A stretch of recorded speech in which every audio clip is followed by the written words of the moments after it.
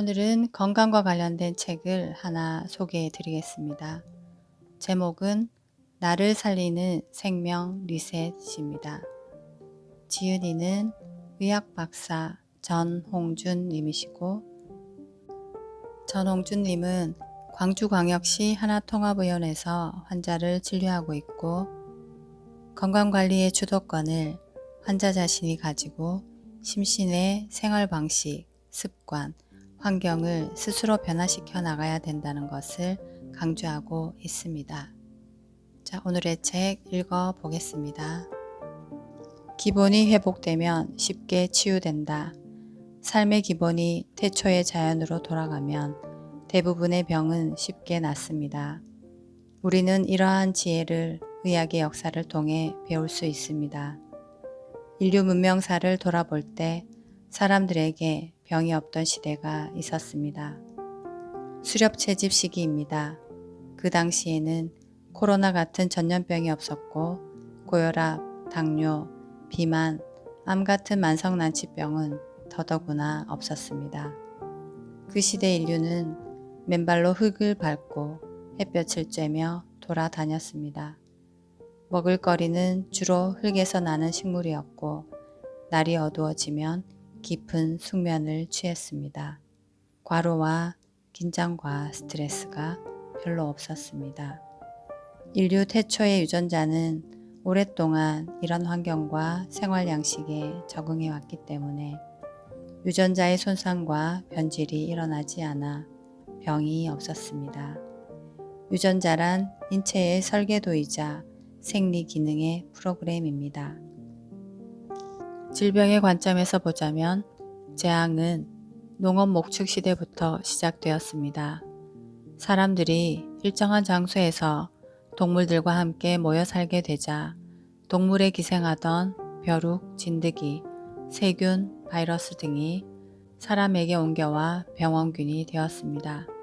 사스, 메르스, 에볼라, 코로나 같은 바이러스도 박쥐, 돼지, 낙타 같은 동물에게 기생하다 사람에게 감염된 인수공통 병원체입니다. 산업혁명기에 들어와서 낫기 어려운 난치병들이 폭발적으로 발병하게 되었습니다. 역설적이게도 문명이 발달할수록 의학이 발전할수록 환자 수는 더 많아지고 병은 더 잘 낫지 않게 되었습니다. 사람의 육체적 환경은 사육동물처럼 콘크리트 공간에 갇혀 햇볕이나 흙과는 멀어지고 먹는 음식도 대부분 자연과 멀어졌습니다. 사람의 마음의 환경도 천지 만물과 화목을 이루지 못해 분노, 두려움, 절망 따위의 어두움에 잡히게 되었습니다. 빠른 속도로 발전하는 문명을 인간의 유전자가 따라가지 못하게 되어 환경과 유전자 간에 갈등이 생긴 것입니다. 이런 부조화가 유전자의 손상과 변질을 초래하여 온갖 병으로 발전하였습니다. 곧 사람이 문명을 만들고 문명이 병을 만든 것입니다. 병에서 벗어나려면 손상되고 변질된 유전자가 복구되도록 태초의 자연 환경으로 돌아가야 합니다. 도토리나 콩을 햇볕, 흙, 신선한 공기가 없는 어두운 벽장 안에 가두어 두면 부패하게 됩니다. 벽장에서 병들어 죽어가는 도토리와 콩을 꺼내 흙에 심고 햇볕을 쬐면 신운의 유전자에 생기가 들어와 싹이 트고 줄기가 자라 꽃과 열매를 맺게 됩니다. 사람의 생명도 이와 똑같습니다. 어떤 병을 가진 환자라도 맨발로 흙을 밟고 햇볕을 쬐며 흙에서 자란 식물을 주워 먹고 깊은 생기호흡을 하게 되면 도토리와 콩이 살아나듯이 그 환자의 생기가 살아나게 됩니다. 따라서 유전자가 복구되어 병이 사라집니다. 육체의 환경을 바꾸듯이 마음의 환경도 벽장 속 같은 어두운 마음을 햇볕처럼 밝고 따뜻한 마음, 흙같이 부드러운 마음, 신선한 공기같이 생기 넘치는 마음으로 돌려놓으면 유전자가 태초의 창조 질서로 회복됩니다. 생기가 회복되어 병이 저절로 낫게 됩니다. 이것은 이처럼 쉽고도 단순합니다. 이 책에서 소개하는 많은 병증의 치유 처방이 이 병이나 저 병이나 별 차이 없이 같아 보이는 이유는 삶의 기본이 태초의 자연으로 돌아가면 어떤 병증이라도 쉽게 낫기 때문입니다. 그렇다고 우리가 원시시대로 돌아가 원시인처럼 살아야 한다는 이야기가 아닙니다. 이 계명된 시대에 편리한 문명의 혜택도 누려야겠지요. 아파트에서 살고 자동차를 타고 컴퓨터를 사용하더라도 삶의 기본만은 태초의 창조 질서와 조화를 이루어야 합니다. 그래야만 치유와 생명을 얻을 수 있기 때문입니다. 쉽고 단순할수록 치유 효과도 좋다. 세상의 많은 사람은 어떤 어려운 문제를 만나면 이를 해결하기 위해서 노력을 많이 해야 한다고 생각합니다. 오랫동안 참으며 노력해야 한다는 것이죠. 특히 낫기 어려운 난치병, 죽음, 재와 같은 고통에서 벗어나기 위해서는 정말 오래 참고 많이 노력해야 한다고 여깁니다. 그러나 노력한다 해도 그것이 해결될지 안 될지 모른다는 생각에 잡혀 있습니다. 저는 그렇게 생각하지 않습니다. 무슨 문제를 해결하거나 어떤 목표를 이루는데 가장 효과 있는 방법은 쉽고도 단순하다는 것을 발견했기 때문입니다. 대도는 평이 간명이란 말이 있습니다. 대도, 즉 위대한 진리는 쉽고도 간단 명료하다는 것입니다. 2008년 설날 무렵 KBS 아침마당이라는 프로그램에 초청 강사로 출연한 적이 있는데 그날 그 방송을 보고 오후에 어떤 암 환자의 따님이 제게 전화했습니다. 자기 어머니가 80세인데 암 수술을 받고 항암 치료와 방사선 치료를 했는데도 점점 악화되어 암센터에서는 더는 할 게 없다며 병원에 오지 말라고 했다는 것입니다. 자기 어머니 같은 분도 무슨 길이 있겠냐며 문의해온 겁니다. 그런 분에게 무슨 길이 있겠습니까마는 한 가지를 물어보았습니다. 혹시 어머니가 종교나 믿는 신앙이 있는지, 그러자 천주교에 다닌다고 했습니다. 그러면 성경을 믿는지 묻자 믿는다고 대답했습니다. 저는 성경을 잘은 모르지만 제가 이해하는 성경 가르침의 핵심은 내 믿음이 내가 원하는 현실을 가져온다. 즉 내가 믿는 대로 경험한다. 더 적극적으로는 무엇이든지 내가 기도하고 구하는 것은 이미 받았다고 믿으라. 그러면 그렇게 되리라 고 쓰여 있으며 무엇이든지 즉 어떤 난치병이라도 나았다고 믿으면 낫게 된다는 뜻입니다. 그러니 어머니께 다 나았다고 믿으시고 담대하게 일어나 걸으시라고 했습니다. 속담에도 누우면 죽고 걸으면 산다는 말이 있고 예부터 내려오는 가르침 중에는 인명은 제천이요 병불사 약불생이라 즉 사람의 목숨은 하늘에 달려 있으니 병이 있다고 죽는 것도 아니고 약이 사람을 살리는 것도 아니다 라는 말도 있지 않습니까? 그래서 채소나 과일이나 통곡식 위주의 식사를 하고 담대하게 다 나았다고 마음으로 믿고 걸으라고 그러면 낫게 된다고 이야기해 주었습니다. 제가 그런 말을 한 것은 따님을 위로하기 위한 것으로 저 역시 그 어머니가 나을 거라는 믿음은 없었습니다. 오히려 100% 사망할 것이라는 믿음이 있었습니다. 그동안 그런 환자가 살아난 것을 한 번도 본 일이 없었기 때문입니다. 그 후 이 일을 잊고 지냈는데 10개월이 지난 크리스마스 무렵에 그 따님이 큰 선물 보따리를 들고 우리 병원에 찾아왔습니다.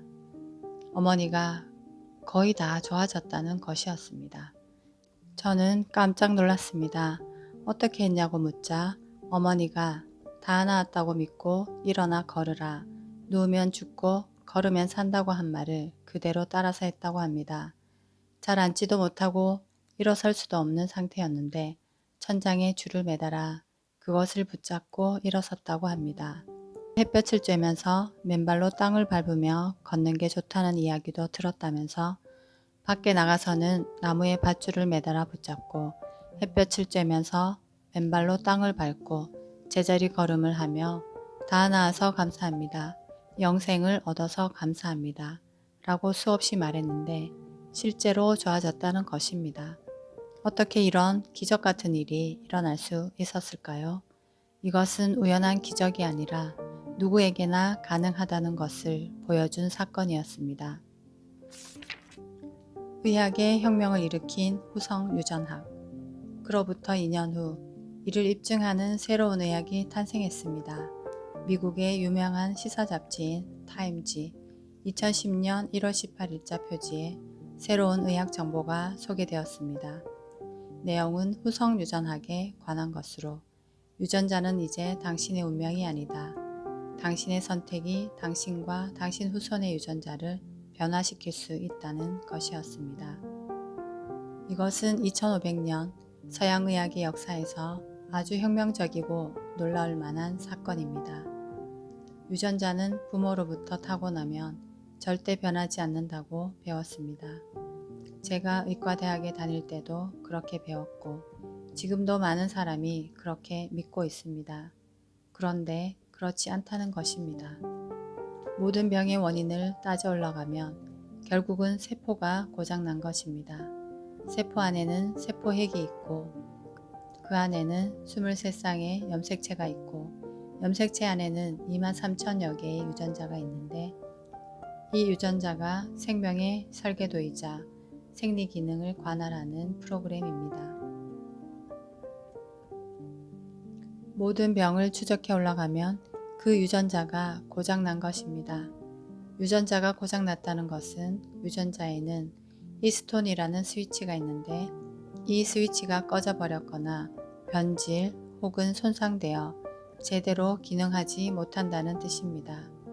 고혈압이 있는 사람이라면 몇 번째 염색체의 몇 번째 유전자가 작동하지 못한다.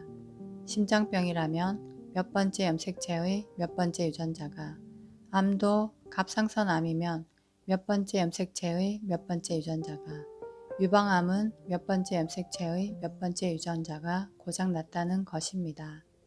2003년 유전자 지도가 완성되기 전까지는 고혈압, 당뇨, 심장병, 중풍, 암 등 많은 질병이 왜 이렇게 다양하게 나타나는지 그 원인을 정확하게 알지 못했습니다. 그런데 지금은 다 알 수 있게 되었습니다. 결국 그 질병에 해당하는 유전자가 제대로 작동하지 않는 것입니다. 많은 사람이 지금도 부모에게서 타고난 유전자는 절대 바꿀 수 없다고 믿고 있습니다. 미국의 유명한 영화배우 안젤리나 졸리는 외할머니와 어머니가 유방암으로 세상을 떠났고 자신도 유전자 검사를 해보니 유방암 유발 유전자가 작동하고 있었고 유방암 억제 유전자가 꺼져 있음을 알게 되었습니다. 할머니나 어머니처럼 자기도 결국은 유방암 때문에 죽겠다고 생각한 졸리는 유방에 암이 생기기 전에 그 화근을 없애려고 성성한 유방을 예방적 수술로 잘라버렸습니다. 그러나 이제 이런 안타까운 일을 더는 할 필요가 없습니다. 유전자는 바꿀 수 있기 때문입니다. 할머니나 어머니로부터 유방암 유전자를 받았다 하더라도 말입니다. 어떻게 바꿀 수 있을까요? 그것은 선택입니다. 당신과 당신의 후손 유전자는 이제 더는 운명이나 팔자가 아니라 바꿀 수 있는 것입니다. 당신이 어떤 선택을 하느냐에 달렸는데 두 가지 선택을 할 수 있습니다. 하나는 육체적 환경 선택, 또 하나는 마음의 선택입니다. 당신이 암 유전자나 비만 유전자, 탈모 유전자 등 어떤 병적인 유전자를 물려받았다고 하더라도 좋은 선택을 하면 바꿀 수 있습니다. 이전에는 뇌경색이 오면 뇌세포가 죽어 다시는 재생되지 않는다고 여겼습니다. 제가 의과대학 다닐 때 치른 시험에 자주 나온 문제 중 하나가 우리 몸에서 한번 죽으면 다시는 재생되지 않는 세포 4가지가 무엇이냐는 것입니다. 정답은 뇌세포, 심장세포, 콩팥세포, 관절 연골세포였습니다. 뇌경색으로 중풍이 온 사람은 다시는 뇌세포가 재생되지 않아 회복할 수 없다. 심근경색으로 심장세포가 괴사된 사람의 심장세포는 재생되지 않는다. 콩팥이 망가져 신부전이 오거나 신장투석을 하는 사람의 콩팥은 되살릴 수 없다. 무릎 연골이 다 닳아 마모된 퇴행성 관절염 환자의 연골은 재생되지 않는다 등 지금도 이렇게 믿는 사람들이 많은데 절대 그렇지 않습니다. 다 재생시킬 수 있습니다.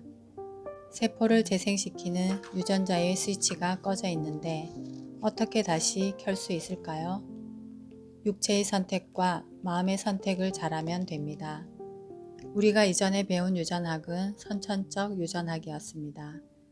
부모로부터 유전자를 타고나면 바뀌지 않는다는 것인데 후성 유전학에선 후천적 유전학으로 내가 생활 습관을 잘 선택하면 유전자를 다 바꿀 수 있다고 말합니다. 놀랄 만큼 혁명적인 메시지입니다. 우리가 도저히 고칠 수 없다고 여겼던 병들을 유전자를 고쳐 바꿀 수 있다는 희망의 메시지입니다. 육체적 환경의 선택, 돼지 이야기. 육체의 선택을 어떻게 할까? 좋은 예로 돼지 유전자에 관한 이야기가 있습니다. 우리가 흔히 보는 우리에 갇혀있는 집돼지는 조물주가 만든 돼지가 아닙니다. 원래 조물주가 만든 돼지는 산에 있는 야생돼지, 멧돼지와 같았습니다. 사람이 기른 집돼지와 산에 사는 야생돼지는 모양이 다릅니다. 어떻게 다를까요? 야생돼지는 다리가 길어서 잘 달립니다. 하지만 집돼지는 우리에 갇혀 지내다 보니 다리세포를 재생시키는 유전자가 꺼져 다리가 짧고 잘 달리지 못합니다.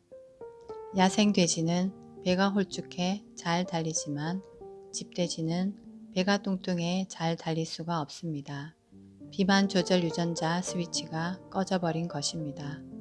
야생돼지는 주둥이가 길어 흙을 팔 수 있고 송곳니가 나서 직부리도 자를 수 있지만 집돼지는 입이 짧고 송곳니가 필요 없어 나지 않습니다.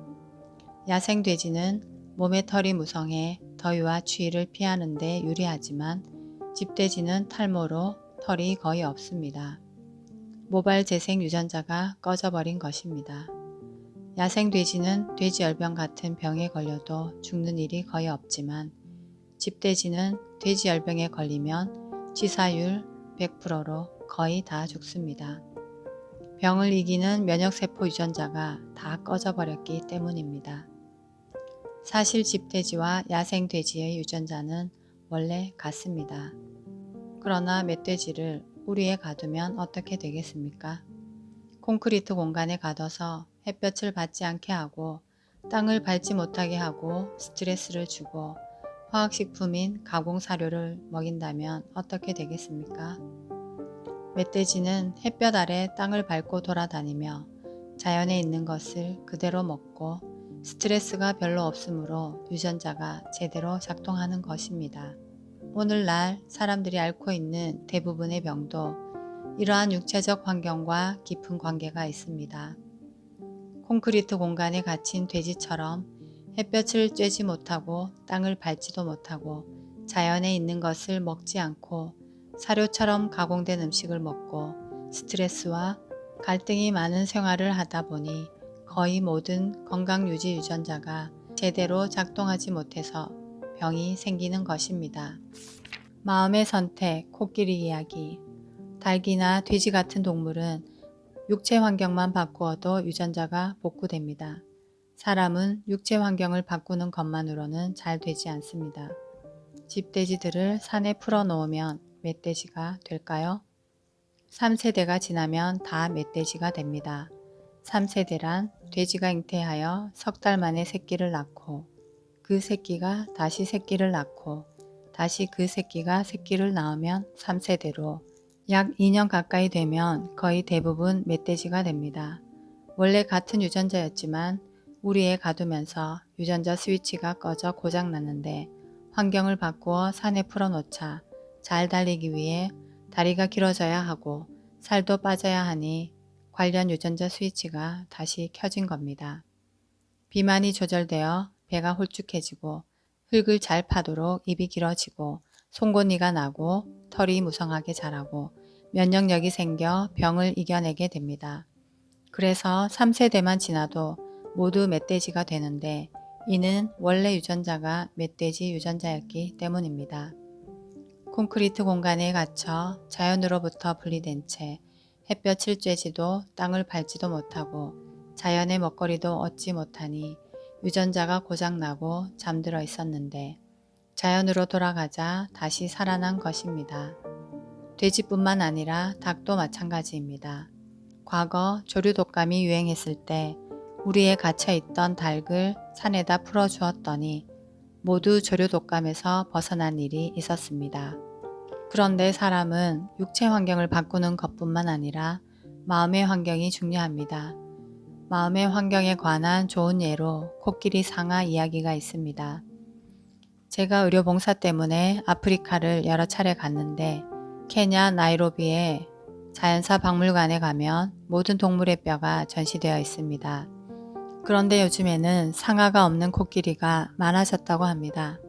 1980년대까지 아프리카 코끼리가 약 100만 마리 정도 있는 것으로 추정했는데 지금은 약 40만 마리 정도라고 합니다. 그동안 밀렵꾼들이 상아를 채취해서 팔아먹으려고 코끼리를 많이 죽여버렸다고 합니다. 특히 모잠비크 같은 곳에서는 내란이 일어나면서 군사자금 때문에 코끼리 사냥을 많이 했다고 알려졌습니다. 코끼리나 낙타는 아주 영리합니다. 기린이나 얼룩말 같은 동물은 사자가 자기 새끼를 물어가도 그냥 가만히 있는 등 별로 반응이 없습니다. 그러나 코끼리는 자기 새끼나 가족, 동료가 밀렵꾼들이 쏜 총에 맞아 쓰러지면 처음에는 무서워서 도망가지만 다시 돌아와 슬퍼한다고 합니다. 코로 피를 닦아내면서 눈물을 흘리며 운다고 합니다.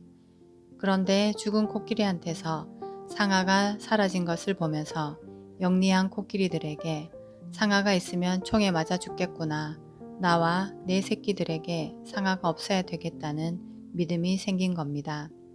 유전자는 자연에서 떠나 우리의 가치는 육체적 환경의 변화로도 변질되지만 더 중요한 것은 마음의 환경, 마음에 내가 무엇을 믿느냐에 따라 변질된다는 사실을 알 수 있습니다. 우리 몸속에는 암을 잡아먹는 T세포나 NK세포 같은 면역세포가 있는데도 오늘날 암이 많이 발병하는 이유는 대부분 암 환자들의 마음에 갈등이 많이 있기 때문입니다. 신체적 증상과 우리의 뇌 그리고 예기치 않은 스트레스의 상관관계를 조명함으로써 독일 신의학이라는 새로운 개념을 만들어낸 리케 게르트 하머는 암 환자들에겐 대부분 갈등이 있다고 주장합니다. 남과의 갈등, 자신과의 갈등이 있고 화목이 잘 안 돼 미워 죽겠다, 기가 막혀 죽겠다, 살맛이 안 난다, 죽어버리고 싶다 같은 생각을 하면 유전자는 즉시 이러한 생각에 정확하게 반응합니다.